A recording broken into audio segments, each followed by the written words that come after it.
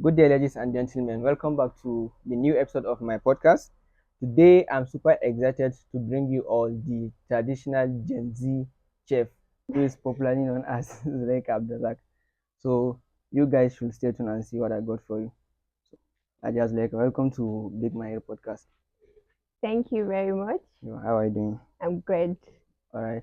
I'm great and happy to be here. Thank you. My viewers out there would like to know who is Zuleika Abdullah. Okay, so let me start by saying my full name. My name is Lake Abdurazak. I'm born and brought up in Jalingo. So I'm basically from Taraba From State, Trevor State. right? I Okay. schooled in Taraba State. And I'm someone who is very passionate about promoting our culture. Okay. So, why are you schooling in Trevor State? I'm a graduate of Taraba State University. Okay, graduate already. Yes. Wow, congrats. Thank you.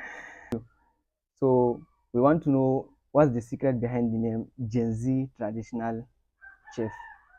I would say the secret is reconciling youth with traditional cooking. Traditional cooking. Yes, I feel there are a lot of youths out there that are very interested in traditional cooking, but in a way are not aware.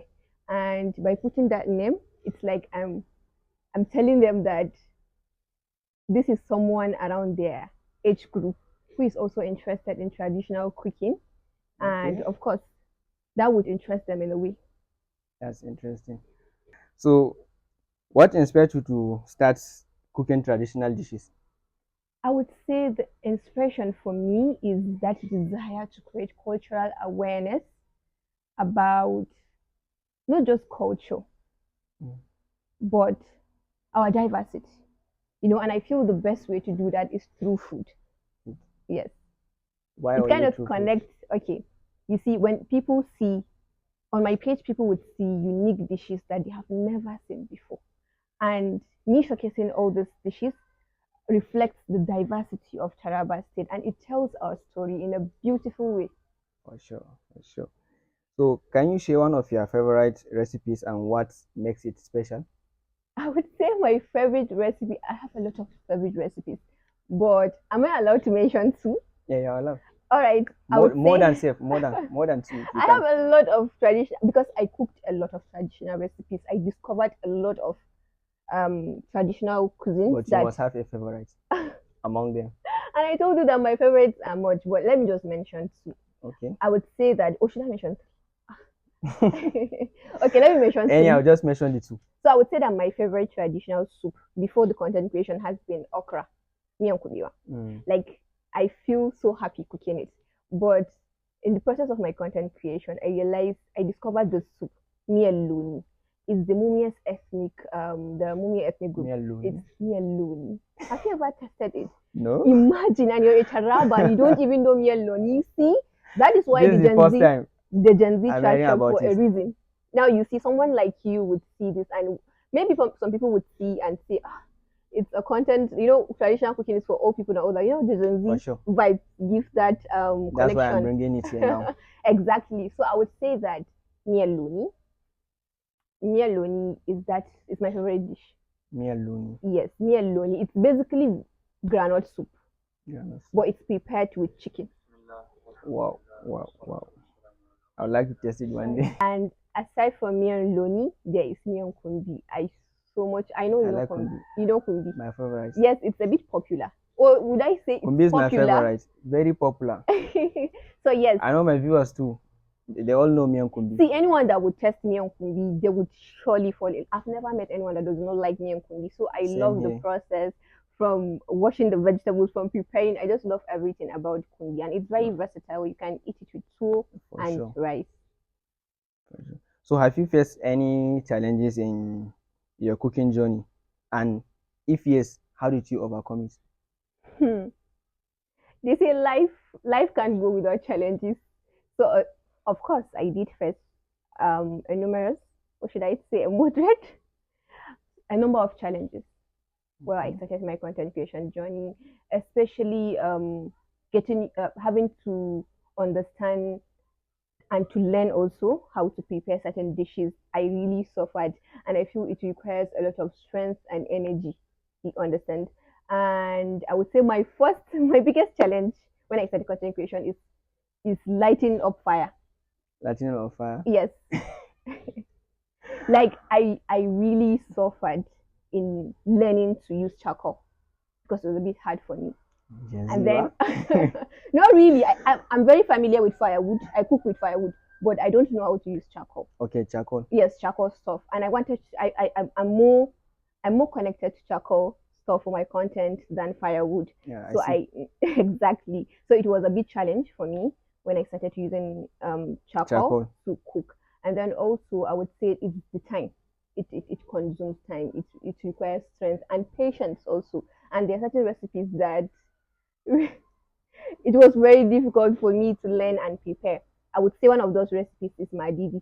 I had to do it 3 times The to be able to Madidi. perfect it. Yes, I Madidi. had to Those do it one for three. AB people. Yes, Ibi and Ukari people. Not the one that is Mm. taken with along. Fish. It's paired with fish, right? Yes. So Madidi. madidi was that dish that it gave me one hell of a time. But but alhamdulillah, I would say is alhamdulillah. I've gotten the support, all the support I need from family, friends, Friends.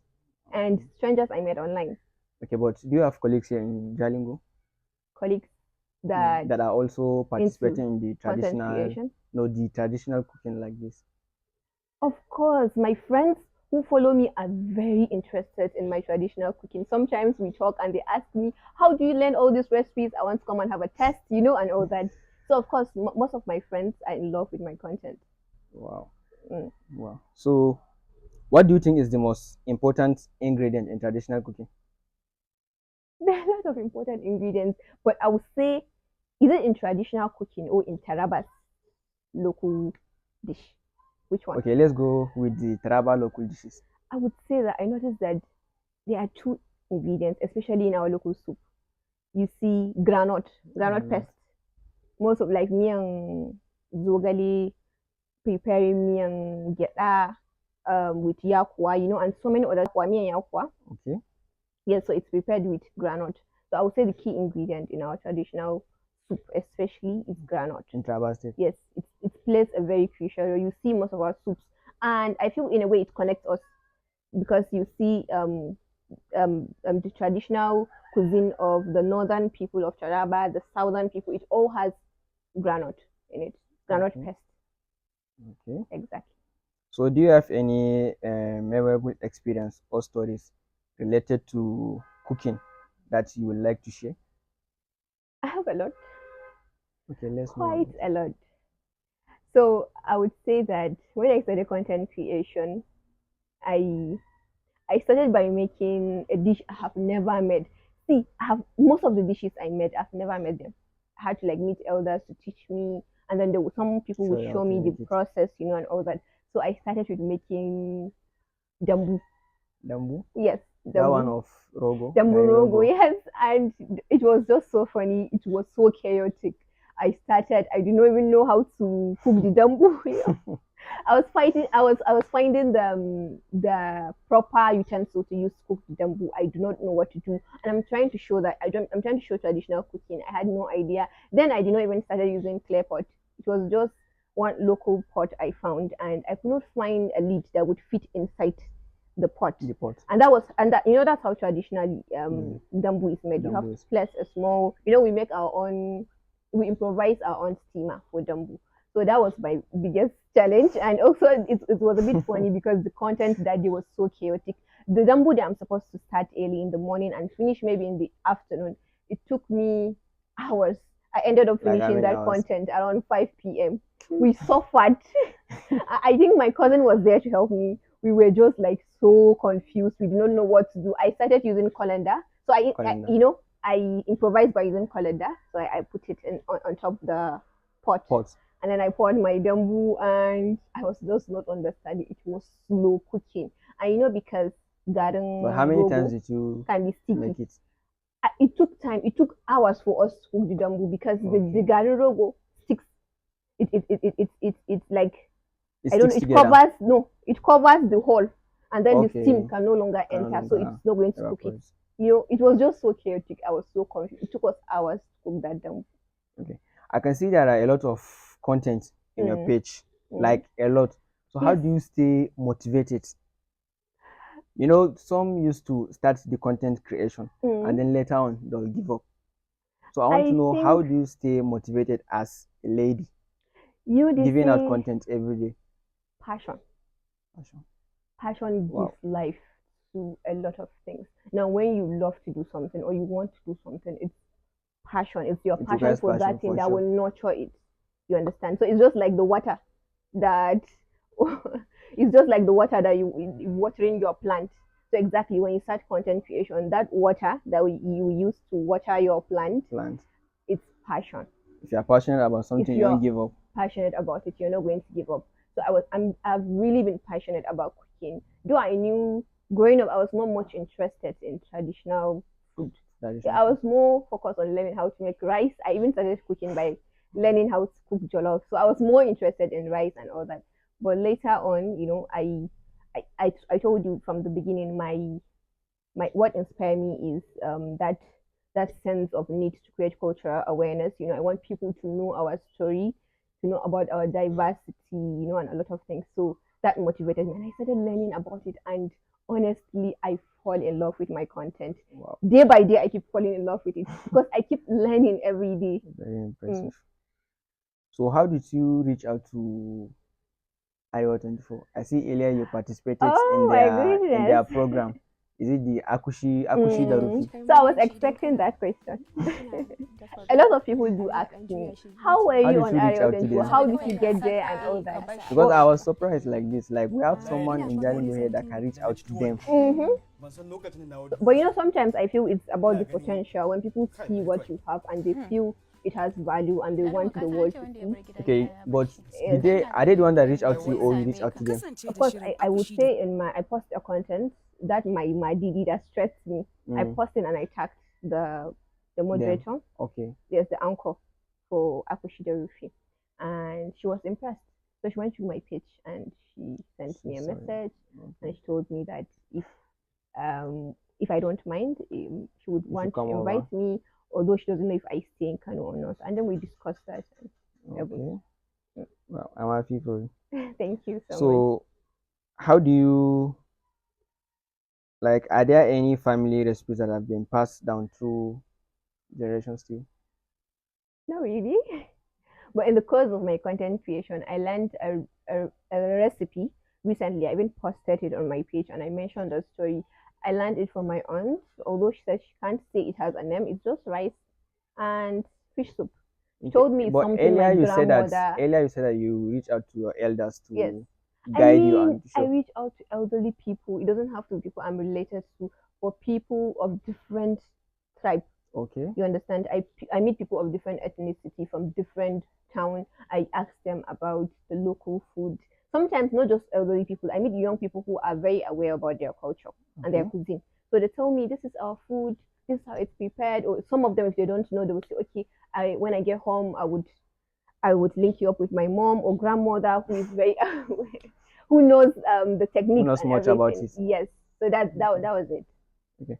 So what is your favorite dish to cook for special occasions? If we have a special occasion now, maybe a Mm, traditional occasion, hmm. and they hired you, so what is that special cook that will give them The there? special food I will cook. Mm. Well, Or does it depend on it depends the on what. tribes? No, no, no, no, really. I said it's all about promoting culture, so it doesn't matter what tribe. I feel Okay. we're all one, and it's food that connects us, and it shows our diversity. So I feel, should I make? I have to pick between two, but I feel let me just pick one. I would do me and Kifi, the Tuongogo, because Wow. I feel it says a lot about Taraba. For sure, It for says a sure. lot. Taraba. It just says a lot about us. One of my favorites. Me and Kifi, right? For sure. And if you check our, it tells people that there are people in Taraba that are they are into fishing. There are people in Taraba that are farming, and cassava is one of the roots that we produce a lot A in lot in Taraba. And then Traverse here. also we do a lot of fishing here. Fishing, We for even have sure. a fishing festival. For So sure. I feel me and Kifi would tell Taraba story. It would talk about our A diversity. lot. So yes, I'll pick me and Kifi. Even though I like me and Loni, but I'll pick me and Kifi. I would like to know this me and Looney. It's sounding somehow See, to me. It's so nice. I'm telling you. The day I tested me and Loni, I was like, God bless the person that created this recipe. It's so good and it goes well with pounded yam. Pounded yam. Mhm. Okay. So how do you feel about the modern twist on traditional recipes? Well, I haven't really explored modern twists into traditional recipes, but I feel it's something that would encourage younger people who are interested about traditional cooking. We all know that even though there's a reward in the stress and everything, because you get to enjoy the aroma, that unique and deep flavor of cooking with local utensils. But at the same time, the modern twist would help youth get more interested in doing it and feel like wanting to doing it because it will make it easy for them. So I feel if the modern kitchen would blend in well with traditional kitchen. Kitchen. Let's say you can use traditional utensils to cook on gas. And you know what I feel? At least it has make it It is very more easier. accessible and easier for you to use traditional utensils rather than using charcoal. Because I'm very sure a lot of Most of the people Gen Z now will not will like the would charcoal. not like to use charcoal. So of course, and I'm also for convenience and ease. If you can use traditional utensils, sometimes I use my clay pot on a cooking gas, So but which one is more okay? If you are to carry out traditional cook, traditional cooking, of course, you would love to use the utensils. But the if you are all interested in the all traditional model or cooking, the no, you can. There's the old model. But if you are interested and you're that person that does not like stress, we are living in this time where people don't like stress. They like, pasha. yes, they like ease and all that. So I would say use your gas, but try out. You should try using clay pots. You know, wooden utensils. All those things. It connects you to nature in a way. Okay, so what advice do you have for ladies out there Hmm. watching our podcast? Well, my advice, More especially the ones that are interested in content. dishes and content creation.